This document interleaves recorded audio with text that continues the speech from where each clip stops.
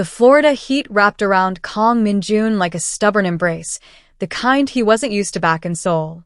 Even in the chilled limousine that carried him from the airport to the Grand Bayshore Hotel, the air felt thick with salt and sunlight. Outside, palm fronds danced in slow motion. Inside, his phone vibrated for the third time in 10 minutes. He sighed before answering. Helmiani. His grandmother's voice filled the car in crisp Korean. You're there already? Good. I spoke with Hannah's parents. Grandmother, he cut in gently. I'm in Florida for business. Not matchmaking. You are 30. The world sees you as a man of success, but what good is that if you have no family? The park girl is beautiful, educated, and her father's company. Min-jun leaned his head against the window, watching sunlight flash over the bay. I'm not interested in a merger disguised as a marriage. You sound just like your father, she snapped. Always thinking with pride instead of duty. The words stung. He clenched his jaw, the conversation looping like a broken record since he'd taken over KMJ Tech Group.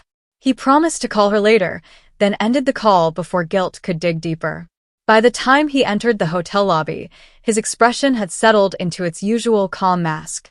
The marble floors gleamed beneath golden chandeliers. Tourists laughed near the reception desk. The sound seemed to belong to another planet.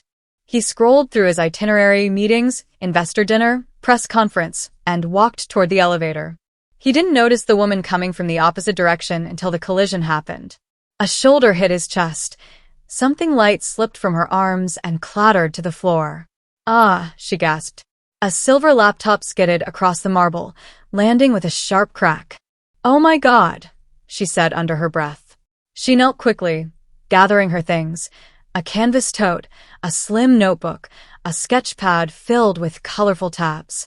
Min-jun froze for half a second, phone still in his hand. I'm so sorry, he said, crouching beside her. I wasn't looking where I was going. The woman glanced up. Warm brown eyes met his, steady, startled, framed by lashes that trembled but didn't waver. Her skin glowed against the bright lobby lights, her curls pulled back into a simple bun that somehow made her look effortlessly graceful. She didn't yell, didn't flinch. She simply examined the hairline crack running across her laptop screen and exhaled slowly. It's fine, she said finally. I should have been paying attention too. It's not fine. He reached for the device. Let me replace it. She looked at him as if he'd offered to rebuild the moon. Replace it? It still works. It's just a crack.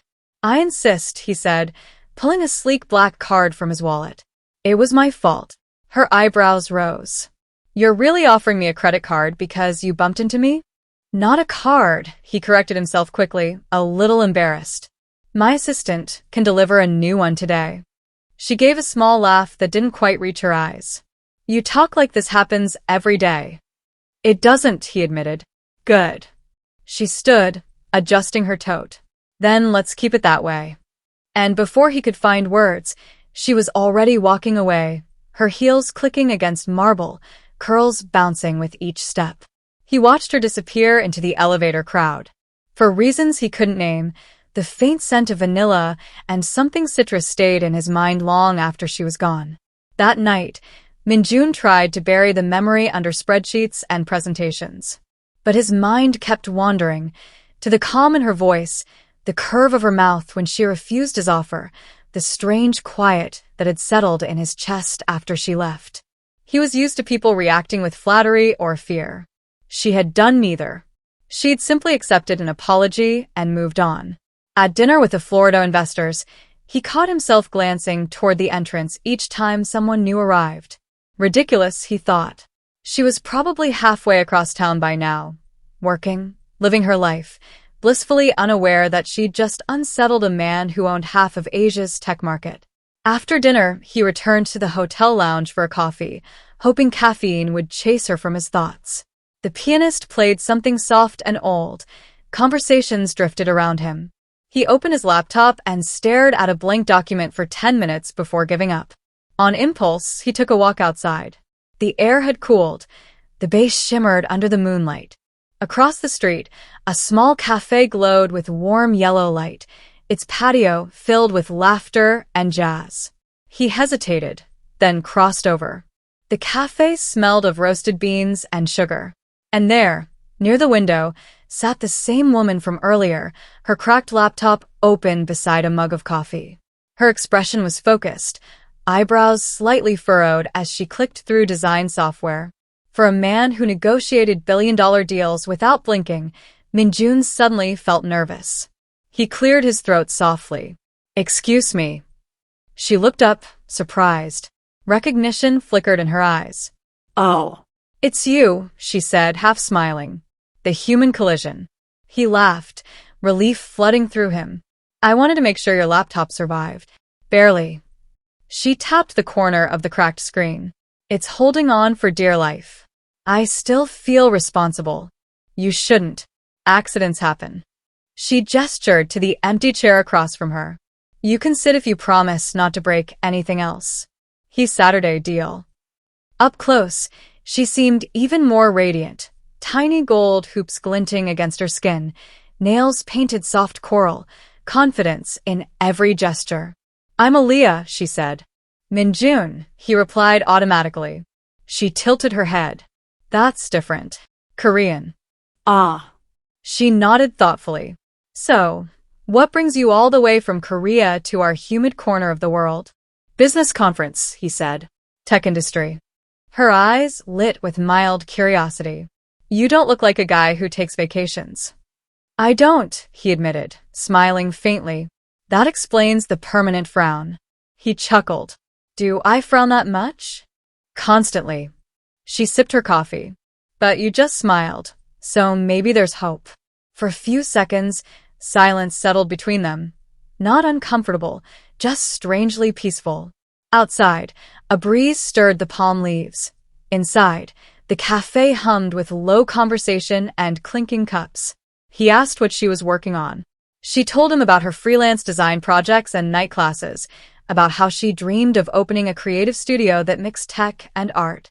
"You must love what you do," he said. "I have to," she replied. "No one's funding me but me." He admired that, her self-assurance, her refusal to apologize for ambition. When she finally closed her laptop, it was almost midnight. "Thanks for the company," she said, slipping her bag over her shoulder. "Thank you for forgiving my terrible aim," he said lightly. She laughed, the sound soft and bright. "Try to look where you're going next time, CEO Min-jun." He blinked. "You know who I am?" "I Googled you after I got back to my apartment," she admitted, smirking. "You should work on your privacy settings." He shook his head, amused. "I thought you didn't want a replacement laptop." "I don't." She met his gaze evenly. "You can't buy your way out of every mistake." Then she was gone again, disappearing into the night air with the same calm certainty as before.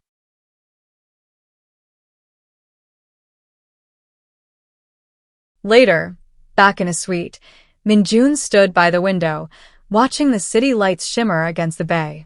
For years, his life had been predictable: meetings, mergers, the silent pressure of perfection.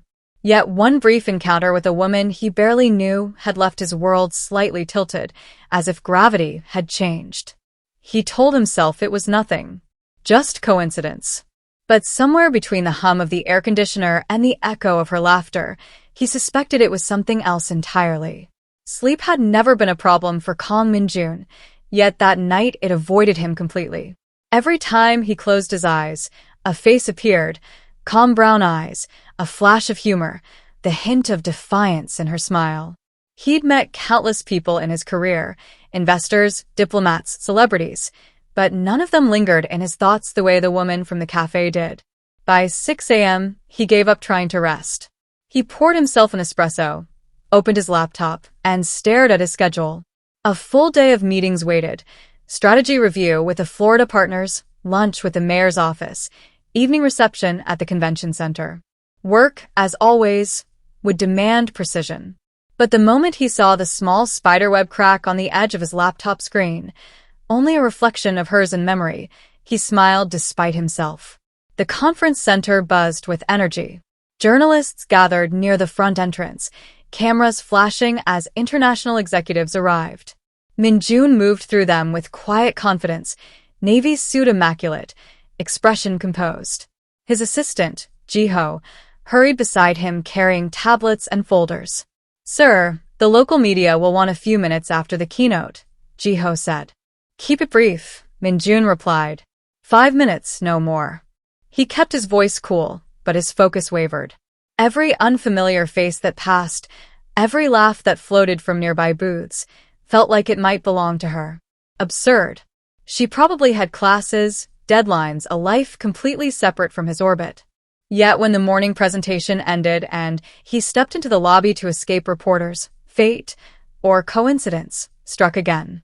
Across the marble floor, seated at a small pop-up design booth, was Aaliyah Brooks. Her cracked laptop sat open among stacks of digital art prints and banners that read Creative Horizons Studio. For a heartbeat, he simply watched her. She was dressed in jeans and a white blouse, sleeves rolled to her elbows, hair tied loosely at the back of her neck. She looked real, grounded, everything his world of glass towers and boardrooms lacked. He approached before hesitation could change his mind. She noticed him halfway there, surprise flashing in her eyes before settling into a cautious smile. "Well, if it isn't my favorite walking hazard." He chuckled. "You work here?" "Freelance exhibit designer." She gestured to the bright posters surrounding her. "I helped with the layout for this tech showcase." "That explains why the place looks better than last year," he said lightly. "You came last year?" "I sponsor half of it." Her eyebrows lifted. "Of course you do." They talked longer than either expected. Between customers and phone calls, they traded small bits of their worlds, his life buried under responsibility, hers a balancing act of bills and big dreams. He learned that she'd grown up in Tampa, lost her mother in college, and now supported herself through design gigs while finishing her degree. She learned that behind his sharp suits was a man still trying to prove he could be more than his family's company. When a group of journalists called him for an interview, he hesitated. "Would you have dinner with me tonight?" he asked quickly, surprising even himself. Aaliyah blinked. "Dinner?" A proper apology. No business talk, no laptops involved. She considered it, chewing her lip. "You realize I don't usually accept invitations from men who nearly destroy my electronics. I promise to keep a safe distance from all devices." Her laugh drew glances from nearby booths. Fine. "But just dinner. Friendly." "Of course," he said, though a quiet part of him already hoped for more. That evening, they met at a small restaurant tucked between palm-lined streets. The place smelled of garlic and sea air. Aaliyah arrived in a simple navy dress. Min-jun, having shed his tie, felt oddly human. Conversation flowed easier than he'd imagined. She teased him about his formality. He teased her about her stubborn independence. When she spoke about design, her hands moved as if sketching in the air. He watched, fascinated by the way passion softened her features. "So tell me," she asked between bites, "why is a guy like you still single? Don't rich tech geniuses come with built-in girlfriends?" He smiled wryly. "My grandmother keeps trying to fix that problem for me." Arranged marriage stuff?" Yes. She thinks love is unreliable. Partnerships, however, can be negotiated. Aaliyah tilted her head. "And you?" "I used to agree. Until recently." Her eyes held his for a long second before she looked away, flustered. "Well, I hope she lets you pick for yourself eventually." "She might not," he admitted. "But I'm learning to pick, at least in small things." "Like dinner with random strangers who forgive you for breaking their stuff?" "Exactly like that." They laughed, the sound mingling with the faint music from the street. When dinner ended, he offered to walk her home, but she declined politely. "I'm good, really. I live close by." He nodded, watching as she disappeared down the sidewalk, her silhouette framed by neon reflections. Something inside him tightened, a mixture of admiration and longing that felt both dangerous and inevitable. Back in his suite, Min-jun opened an email from Ji-ho. A reminder about the next morning's investor breakfast and a note that Ethan Caldwell had requested a private meeting. Min-jun frowned. Caldwell Innovations, his American rival, had been circling the same partnership deal for months. When they met the following day, Ethan greeted him with a politician smile. Min-jun, always good to see you on my side of the ocean. Ethan, he said evenly. Still chasing the same investors, I see. Competition keeps us sharp, Ethan replied. By the way, I saw you at the conference yesterday talking to that designer, Aaliyah, right? Impressive young woman. Florida local. Min-jun's pulse tightened. You know her? Met her briefly. She's talented. Ethan's tone was casual, but his eyes held mischief. Maybe I'll offer her a contract. She's independent, Min-jun said coolly. Everyone's independent until opportunity knocks. The conversation drifted back to business, but irritation lingered long after Min-jun left the meeting. He told himself it was professional rivalry, nothing more. Yet that night, as he stood on his balcony watching the city lights tremble over the bay, he knew the truth. He simply couldn't stand the thought of anyone else noticing her the way he did. For Aaliyah, the days that followed were a blur of design deadlines and texts from friends asking who the mystery man at dinner had been. She brushed off the teasing, though secretly she replayed the evening too often. He wasn't what she expected from a billionaire. Beneath the polished surface was a quiet warmth, an awkward honesty that disarmed her. Still, she reminded herself not to get swept up. Their worlds were galaxies apart. Yet when her phone buzzed with a simple message, "Hope your laptop's still holding on. Dinner again?" she caught herself smiling before she could stop it.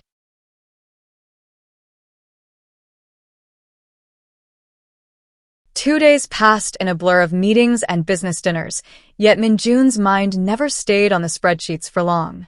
Between graphs and figures, his thoughts kept wandering to Aaliyah, her steady voice, the faint dimple that appeared when she laughed, the stubborn spark in her eyes when she disagreed with him. He was halfway through a contract review when Jiho cleared his throat. "Sir, the local design firm's representatives will attend the afternoon panel. Creative Horizons is listed among them." Min-jun looked up. "Aaliyah's company?" "Yes, sir." He tried to hide his reaction, but Jiho's lips twitched knowingly. "Shall I arrange for you to greet the panel?" Min-jun straightened his tie. "That won't be necessary. I'll just happen to be there." The conference hall smelled faintly of coffee and fresh paint. Aaliyah stood near the front, explaining her new digital architecture concept to a small audience. Her cracked laptop sat open beside her, still bearing the faint mark of their collision. Min-jun lingered at the back, listening. Her presentation was poised and confident, and the way she spoke, clear, deliberate, unafraid, made the crowd lean closer. When she finished, polite applause rippled through the room. She caught his gaze, a flicker of surprise crossing her face, followed by a smile that hit him with the warmth of a sunrise. Afterward, he approached as others dispersed. "You were impressive," he said softly. "Thanks," she replied, glancing around. "You didn't tell me you'd be here." "Coincidence," he said, unconvincingly. "Right." She folded her arms, amused. "Do CEOs normally drop by small design panels on a busy day?" He hesitated, then smiled. "Only when the presenter is someone worth listening to." They walked through the convention center together, the low hum of voices surrounding them. She told him about her future plans, saving to open her own studio, traveling to Seoul someday to study minimalist design. He found himself imagining her in a city, walking through the same streets he did, seeing it all through her artist's eyes. It felt dangerously easy. But before he could say more, a familiar voice broke in behind them. "Min-jun, didn't expect to see you down here among the creatives." Ethan Caldwell, all smiles and charm, extended a hand to Aaliyah. "And you must be the designer I mentioned to you, remember? I told Min-jun about your work." Aaliyah blinked. "Oh, you two know each other?" "We've crossed paths in the corporate jungle," Ethan said smoothly. "Your presentation was excellent, by the way. My company's expanding our design division. I'd love to discuss potential collaborations." Min-jun's jaw tightened. "She's already involved in several projects," he said evenly. Ethan's grin widened. "Then perhaps we'll make her an offer worth reconsidering." Aaliyah looked from one to the other, sensing the static between them. "I appreciate the interest," she said carefully, "but I'm not taking on new contracts right now." Of course, Ethan replied, undeterred. Here's my card, in case that changes. He handed her a sleek business card, nodded politely to Min-jun and walked away, leaving a faint trace of cologne and rivalry behind. They exited the hall together in silence. Outside, the Florida sun burned bright over the glass buildings. Aaliyah finally laughed, shaking her head. Was that a territorial thing back there? Not at all, Min-jun said too quickly. Because it sounded like one. You almost growled when he handed me that card. I didn't growl. You did, she teased. It was cute, in a possessive alpha businessman sort of way. He exhaled, trying not to smile. Ethan Caldwell isn't trustworthy. He uses people when it suits him. Sounds like most people in your world, she said lightly. Maybe, he admitted. But not everyone deserves to be treated like a transaction. She looked up at him, her expression softening. You really believe that, don't you? Yes. He met her gaze. Some connections are worth protecting. Her breath caught at the intensity in his tone. She looked away first. You're making it hard to stay professional, you know that? He smiled faintly. Then let's not be professional tonight. Dinner again. Min-jun, she started, torn between laughter and exasperation. I'll pick somewhere quiet, he added. No reporters, no rivals, just good food. She sighed, defeated. Fine. But this time I'm paying. Impossible, he said automatically. Consider it repayment for emotional damage from our first encounter. He chuckled. Fair enough. Dinner that evening was at a small Cuban restaurant near the waterfront. The music was soft, the lights warm. Aaliyah insisted on splitting the bill, and Min-jun, after a mock protest, let her win. Over plates of arroz con pollo and mango flan, they traded stories again. She told him about her late mother's art studio. He told her about his grandmother raising him after his parents' death. For the first time, the world outside seemed to disappear.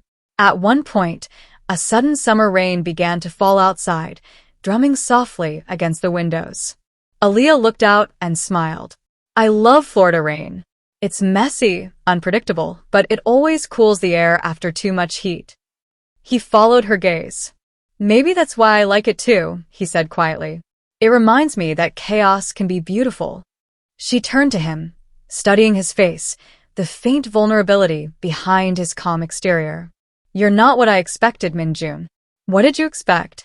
Someone colder, harder, maybe a little arrogant. I can be all those things, he said with a half-smile. But not with you. The silence that followed was thick with something neither dared name. The next morning, Min-jun woke to a series of calls from Jiho. Sir, there's an issue. The press got wind of your dinner with the designer. Photos are circulating online. Someone snapped you too at the restaurant. Min-jun sat up, frowning. Already? Yes. Ethan Caldwell's team might be behind it. He was seen talking to reporters after the event last night. Of course he was, Min-jun muttered. By noon, the gossip blogs were buzzing. Korean CEO spotted with Florida designer. Business or pleasure? The article included a slightly blurred photo of him smiling across the table at Aaliyah, candlelight between them. Back in her apartment, Aaliyah saw the same headline and nearly dropped her coffee. Her phone exploded with texts from friends. She groaned and buried her face in her hands. This man is going to ruin my peace. She dialed his number. You've seen it, she asked. I have, he said calmly. Don't worry, I'll handle it. Handle it how? It's everywhere. I'll issue a statement saying we were discussing potential design work. Great, she said dryly. Because nothing says believable like a romantic dinner with candlelight and wine for a business meeting. Despite the situation, he laughed. You make it sound scandalous. It is scandalous. My clients are calling to ask if I'm dating a billionaire. He hesitated. Would that be so bad? Min-jun, she warned. He softened. All right. I'll keep it professional. For now. Good, she said.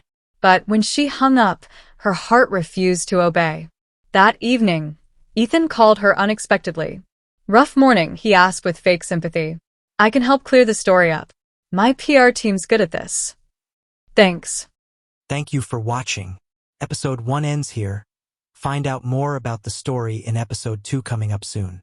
If you enjoyed the story, leave us a comment. Also share and subscribe to our channel, and click on the notification bell to get notified whenever a new story is made.